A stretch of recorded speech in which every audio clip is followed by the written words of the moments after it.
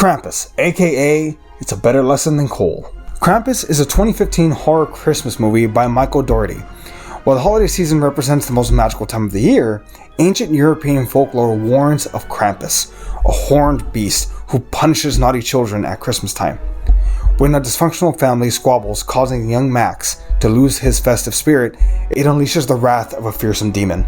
As Krampus lays siege to the Ingle home, the family must band together to survive a most terrible fate. Let's get one thing straight. I loved this movie the first time it came out. I have vivid memories of being in the theater and laughing my ass off when the gingerbread attack. And be clear, this movie was a lot of fun and it still holds up. I love Christmas and I love horror, and in recent years, we've been lucky enough to get some hybrid horror Christmas movies, for better or worse. But a decade ago, it was almost unheard of, which is why Krampus was such a treat. It takes on the legend of an old tale where a half-goat, half-demon punishes bad kids on Christmas, but in a modern setting. You can really see the work put into this movie in the acting, the setting, but especially the puppets.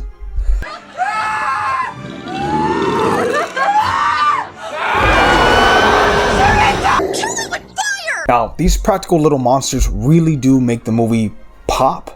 They use actual puppets and actual actors to portray these monsters instead of CGI, which would have taken you out of the movie. The end result is a terrifying film with some surprising heart at its center.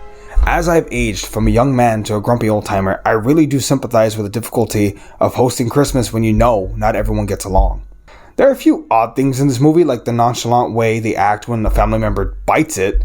I mean, I get it. You have to move on and try to survive, but this is the most we ever get. There's some part of me that wonders if there was initially a different ending because one where everyone dies might be too dark, so they set up where they all live, but now Max has to bring cheer every year or else. Actually, you know what? Let's talk about Max. This poor kid. I can't help but love him. His letter to Santa is the most sincere thing in this movie. He doesn't ask for toys or objects. He asks for his family to be okay because he loves and cares about them. Even his jerk-ass cousins, who honestly deserve this.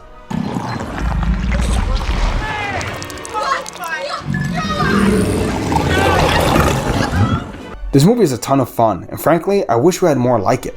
I wish we had more movies in the same vein like The Grinch Stole Christmas, where we just accept the world as it is and we go along with them for the ride instead of questioning every little thing. These tactics of this family trying to survive in a home where there's no power, trying to keep the fire going. Also, that short animated section in the middle of the film when the grandma is telling the story of Krampus when he visited her village one time when she was younger. It's just, it's all great. It also kind of invokes some stop motion animation, which really works for me. The acting in Krampus is honestly top notch for a horror film. I'm not saying anyone here is winning Oscars, but everyone goes along for the ride. There are solid sequences where everyone is taking on these monsters and honestly, they're properly freaked out. Seeing a gingerbread man attack you with a knife should scare you, and somehow their reactions seem valid? I don't know if that sounds weird or not, but I mean, again, if you saw this thing, or this, pretty sure you'd be stunned and freaked out. They don't make them like this anymore, which is unfortunate. Imagine if they had done Krampus 2, but instead of it being a really bad serial killer movie that's not really connected to this, imagine if they did Krampus 2 in an apartment complex or something. I don't know, I think it could work. A change of scenery typically works.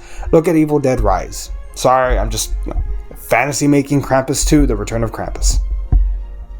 Krampus is a movie I bust out every December as it's fun, but it also has a lesson for kids. Be good or else goat demons are coming for you.